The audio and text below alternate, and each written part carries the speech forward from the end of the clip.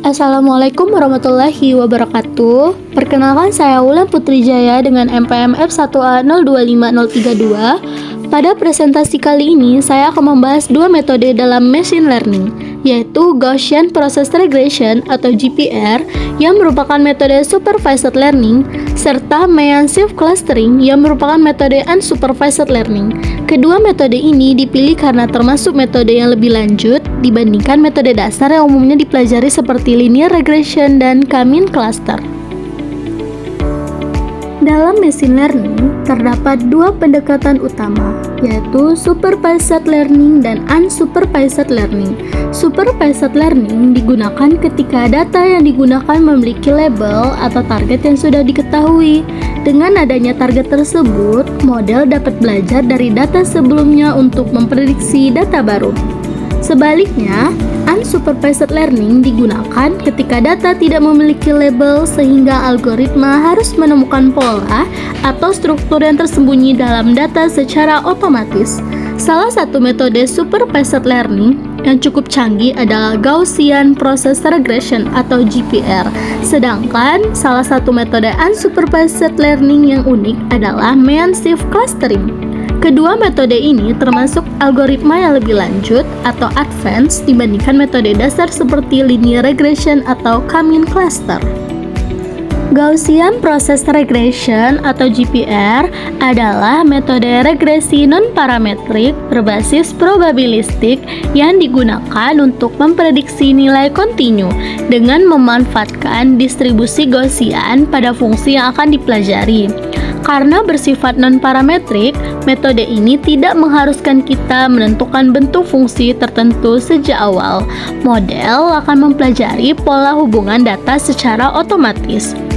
Menurut Rasmussen dan Williams dalam buku Gaussian Process for Machine Learning, Gaussian Process merupakan distribusi probabilitas atas sekumpulan fungsi. Oleh karena itu, model tidak hanya menghasilkan nilai prediksi, tetapi juga memberikan informasi mengenai tingkat ketidakpastian dari prediksi tersebut.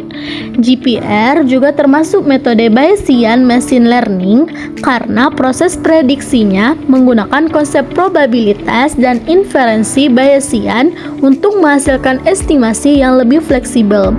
Tujuan dari Gaussian Process Regression adalah melakukan prediksi nilai kontinu, mengukur ketidakpastian hasil prediksi, membentuk model regresi yang fleksibel tanpa harus menentukan bentuk fungsi terlebih dahulu, memodelkan hubungan non-linear antar variabel. Gaussian Process Regression memiliki beberapa karakteristik utama. Karakteristik pertama adalah non-parametrik, yang berarti model tidak bergantung pada bentuk fungsi tertentu. Karakteristik kedua adalah berbasis probabilitas, sehingga hasil prediksi tidak hanya berupa angka, tetapi juga tingkat keyakinan prediksi. Karakteristik ketiga adalah mampu memberikan interval kepercayaan prediksi.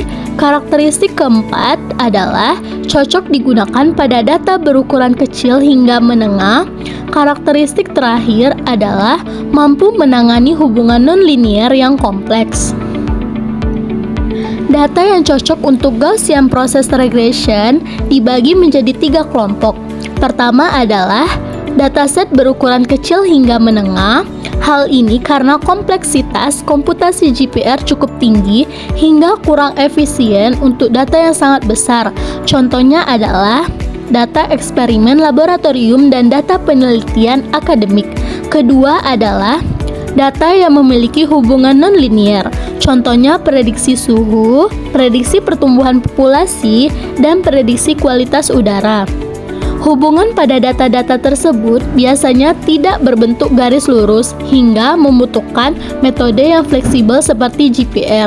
Ketiga adalah data yang membutuhkan estimasi ketidakpastian, misalnya sistem medis, prediksi cuaca, robotika, dan optimasi industri. Pada bidang tersebut, informasi mengenai tingkat keyakinan hasil prediksi sangat penting untuk pengambilan keputusan. Menurut Rasmussen dan Williams, salah satu keunggulan utama GPR adalah kemampuannya memberikan estimasi ketidakpastian yang tidak dimiliki oleh regresi linear biasa.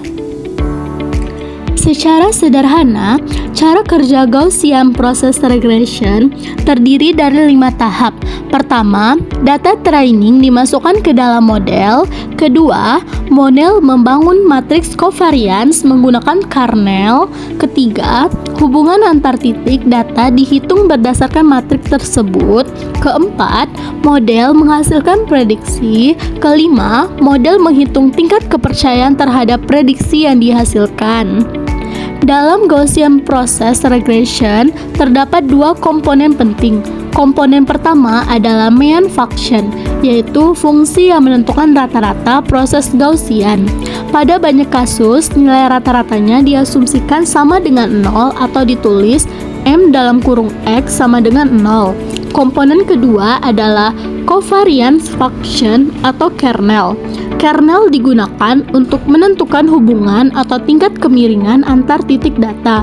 Pemilihan kernel sangat penting karena akan memengaruhi kualitas prediksi yang dihasilkan model.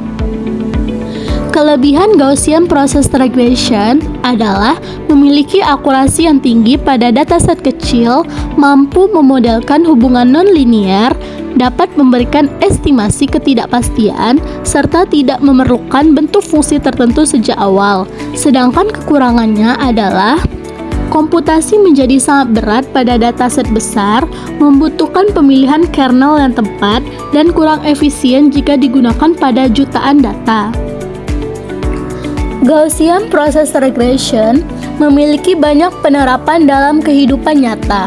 Metode ini digunakan untuk prediksi cuaca, robotika, analisis finansial, prediksi kualitas udara, sistem kesehatan, dan Bayesian optimization. Algoritma Gaussian Process Regression secara umum dimulai dari memasukkan data training ke dalam model, setelah itu ditentukan kernel yang akan digunakan, kemudian model menghitung matriks covariance untuk mengetahui hubungan antar data. Setelah matriks covariance terbentuk, model membangun distribusi Gaussian dan menghitung posterior distribution. Selanjutnya, dilakukan prediksi terhadap data yang diinginkan, dan pada tahap terakhir, dihitung uncertainty prediction atau tingkat ketidakpastian prediksi. Mean Shift Clustering adalah algoritma clustering berbasis densitas atau density based clustering yang bekerja dengan mencari daerah yang memiliki kepadatan data tertinggi atau yang disebut mode. Data-data yang bergerak menuju pusat kepadatan yang sama akan dikelompokkan ke dalam satu klaster yang sama. Metode ini diperkenalkan dan dikembangkan oleh Dorin Komanicu dan Peter Meir melalui jurnal IEEE berjudul Mean Shift: A Robust Approach Toward Feature Space Analysis pada tahun 2002. Tujuan Mean Shift adalah menemukan klaster secara otomatis, menentukan pusat klaster berdasarkan kepadatan data, dan mengelompokkan data tanpa harus menentukan jumlah klaster terlebih dahulu. Hal ini menjadi salah satu keunggulan utama Mean Shift dibandingkan beberapa metode clustering lainnya.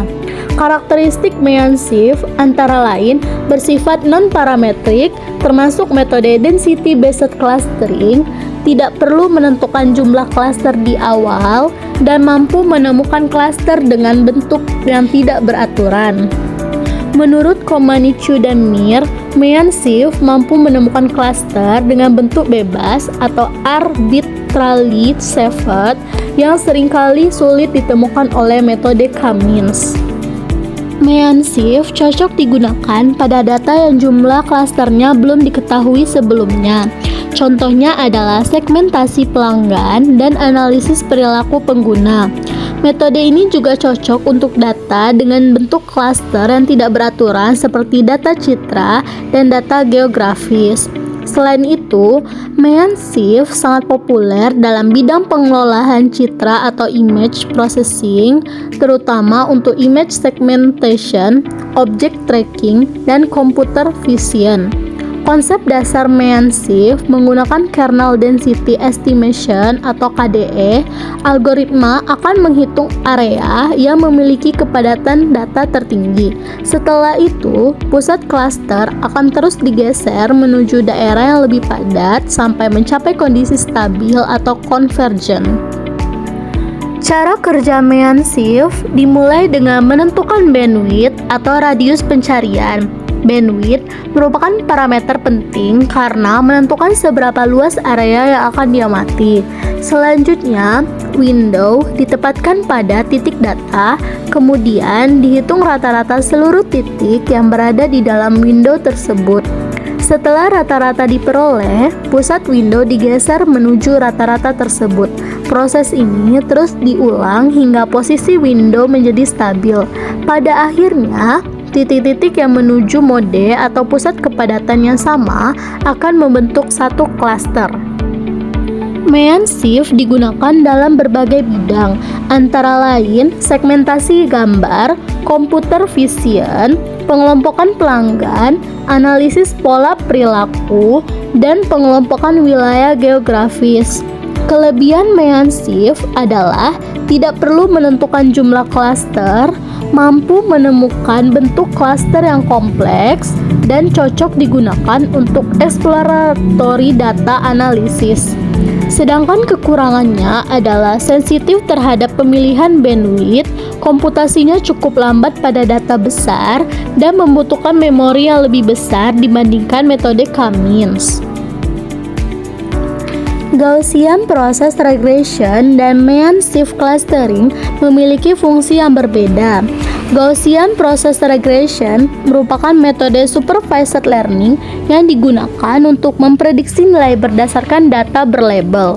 Output yang dihasilkan berupa nilai prediksi dan parameter utamanya adalah kernel. Sementara itu, Mean-Shift Clustering merupakan metode unsupervised learning yang digunakan untuk mengelompokkan data tanpa label. Output yang dihasilkan berupa cluster dan parameter utamanya adalah bandwidth. Gaussian Process Regression cocok untuk data kecil yang memiliki hubungan non-linear, sedangkan Mean-Shift cocok untuk data yang jumlah klasternya belum diketahui sebelumnya. Materi yang digunakan dalam presentasi ini berasal dari sumber ilmiah yang valid, yaitu buku Gaussian Process for Machine Learning, karya Rasmussen dan Williams, jurnal IEEE Mean-Shift, A Robust Approach Toward Feature Space Analysis karya Komanichu dan Mir, serta artikel ilmiah mengenai Mean-Shift Clustering dari Kaneria Perninen. Sumber-sumber ini merupakan referensi utama yang banyak digunakan dalam penelitian dan pengembangan machine learning. Pada percobaan ini digunakan package CareLab di RStudio. Pertama dilakukan instalasi package menggunakan install package CareLab. Kemudian package dipanggil menggunakan fungsi library CareLab. Setelah itu digunakan dataset bawaan R yaitu pressure. Selanjutnya dibangun model Gaussian Process Regression menggunakan fungsi Gauss SPR. Pada model tersebut variabel temperatur digunakan sebagai variabel input atau prediktor, sedangkan pressure digunakan sebagai variabel yang diprediksi. Nilai varians yang digunakan adalah 0,01. Ketika model dijalankan, muncul pesan using automatic sigma estimation SIGES for RBF or Laplace kernel. Pesan ini bukan error, melainkan informasi bahwa sistem secara otomatis menentukan nilai sigma yang digunakan pada kernel RBF. Setelah model terbentuk, dilakukan prediksi menggunakan fungsi predik. Hasil 6 prediksi pertama yang diperoleh adalah 1,52021414, min 0,96185553, 0,94326111, 0,28149440, 0,20784310, dan 0,7036936. Nilai-nilai tersebut merupakan hasil estimasi yang dihasilkan model berdasarkan pola hubungan antara temperatur dan pressure yang dipelajari dari data. Berdasarkan percobaan yang telah dilakukan menggunakan metode Gaussian Process Regression (GPR) pada software RStudio dengan bantuan package CarLab, dapat disimpulkan bahwa model berhasil dibangun dan dijalankan menggunakan dataset pressure yang terdiri dari variabel temperatur sebagai variabel input dan pressure sebagai variabel output yang diprediksi. Pada proses pembentukan model, Gaussian Process Regression mempelajari hubungan antara suhu dan tekanan berdasarkan data yang tersedia. Setelah model selesai dilatih, dilakukan proses prediksi menggunakan fungsi predik. Hasil yang diperoleh menunjukkan 6 nilai prediksi pertama, yaitu 1,520214, min 0,96185553, 0,94326111, 0,281494, 0,20784310, dan 0,70369366. Nilai-nilai tersebut merupakan hasil estimasi yang dihasilkan model berdasarkan pola hubungan yang berhasil dipelajari data temperatur dan pressure. Melalui percobaan ini dapat dilihat bahwa Gaussian Process Regression mampu melakukan proses pembelajaran terhadap data dan menghasilkan prediksi tanpa harus menentukan bentuk fungsi hubungan secara eksplisit sejak awal.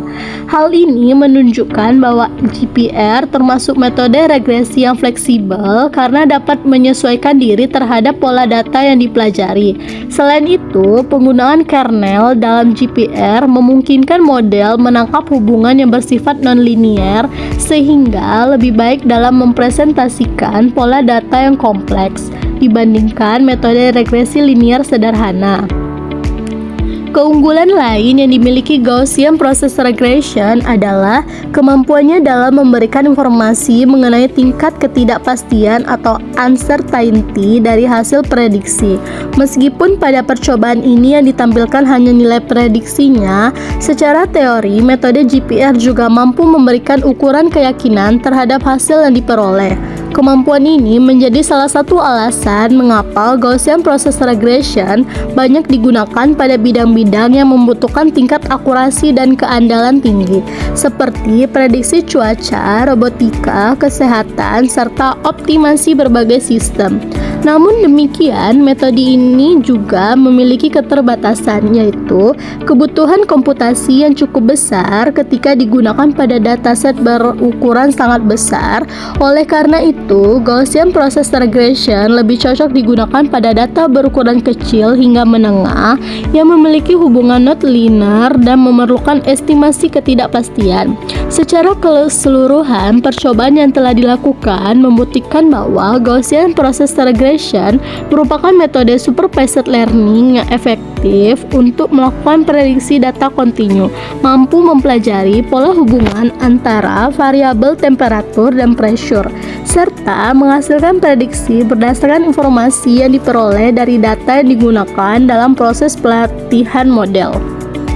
Sekian presentasi yang dapat saya sampaikan. Terima kasih atas perhatian yang telah diberikan. Mohon maaf apabila terdapat kekurangan dalam penyampaian materi. Wassalamualaikum warahmatullahi wabarakatuh.